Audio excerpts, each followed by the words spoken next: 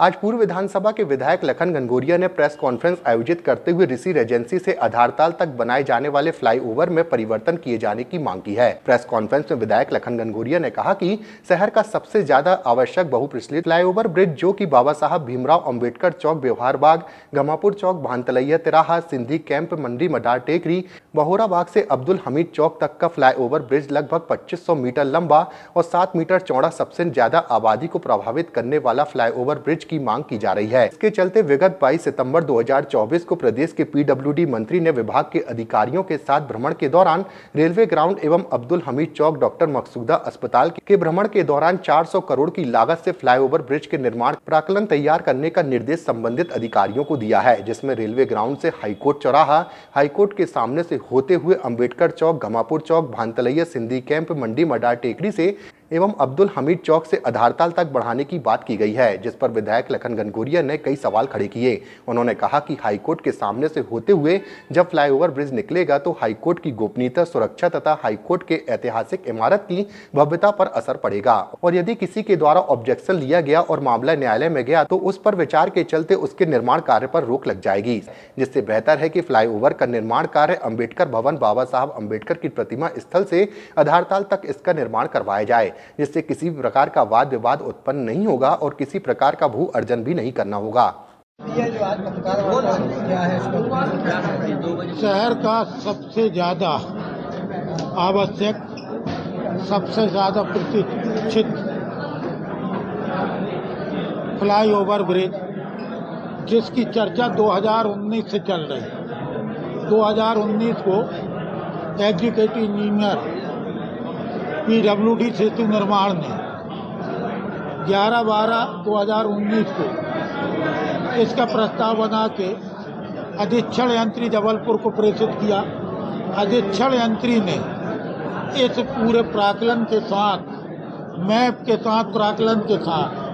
कितना चौड़ा, कितना लंबा और कितनी लागत का ये ईएनसी ऑफिस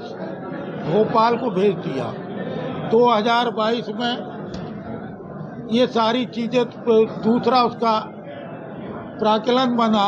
पहले प्रथम प्राक्कलन 186 करोड़ का था, दूसरा प्राक्कलन बना 269 करोड़ का। इसमें विशेषता है कि इसमें कहीं कोई भू अर्जन नहीं रहना है पूरे फ्लाईओवर ब्रिज। लेकिन बावजूद इसके जब 2022 में नहीं बना, सरकार बदल गई, तो माननीय तत्कालीन मुख्यमंत्री शिवराज सिंह चौहान जी को मैंने इस उपरोक्त संदर्भ में निवेदन किया और अब एक पत्र जो हमने दिया है उनको, उसका क्रमांक सहित आज हमने पत्रकार वार्ता में बताया, वो पत्र हमने माननीय शिवराज सिंह जी को दिया। अभी 6 जुलाई को विधानसभा के सदन में इस बात को हमने रखा कि ये हमारे लिए खुशकिस्मत है कि आज मध्य प्रदेश शासन के पीडब्ल्यूडी मंत्री जबलपुर के हैं और शायद वो इसमें सहृदयता दिखाएंगे। और जब हमने ये बातें कही तो ये बात उनने स्वीकार भी की कि हाँ, वहाँ आवश्यक है, क्योंकि जिस विधानसभा ने मुझको विधायक बनाया उसी विधानसभा ने उनको भी 4 बार सांसद बनाया। जब ये बातें कही तो माननीय विधानसभा अध्यक्ष जी ने उसमें व्यवस्था दी कि आप दोनों बैठ के इस मामले को गंभीरता से देखें। 22 सितंबर 2024 को माननीय मंत्री महोदय अधिकारियों के साथ भ्रमण करते हैं और वो भ्रमण होता है कटंगा फ्लाईओवर ब्रिज का। वहीं से फिर ऋषि रेजेंसी आते हैं और वहाँ से अब्दुल हमीद चौक के पहले मकसूदा अस्पताल तक जाते हैं और फिर घोषणा होती है, अधिकारियों को निर्देशित किया जाता है कि ये फ्लाईओवर ब्रिज रेलवे ग्राउंड ऋषि रेजेंसी से हाईकोर्ट होते हुए बाबा साहब भीमराव अंबेडकर की प्रतिमा से होते हुए गमापुर चौराहा, गमापुर, भानतलैया, सिंधी कैंप से मंडी मडार टेकरी, बहोरा बाग से अब्दुल हमीद चौक और अब्दुल हमीद चौक से आधार ताल तक बनेगा,